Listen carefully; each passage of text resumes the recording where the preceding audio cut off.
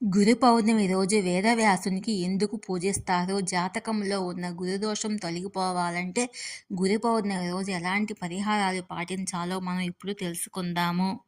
ఆషాఢ మాసంలో వచ్చే పౌర్ణమి రోజున గురు పౌర్ణమి మనం జరుపుకుంటాము. మహర్షి వేదవ్యాసుడు జన్మించిన రోజునే మనం గురు పౌర్ణమి జరుపుకుంటాము. ఈ ఏడాది గురు పౌర్ణిమ జూలై 21వ తేదీన వచ్చింది. జాతకంలో గురుదోషం ఉంటే తొలగించుకునేందుకు గురు పౌర్ణమి చక్కని రోజుగా భావిస్తారు. గురు ఆరాధన వ్యక్తి జాతకంలో బృహస్పతి స్థానాన్ని బలపరుస్తుంది.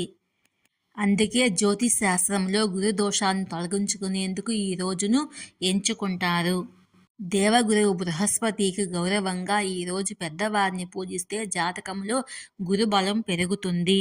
గురు దోషం తొలగించేందుకు పాటించవలసిన పరిహారాలు. గురు పూర్ణిమ రోజు మీరు గురువు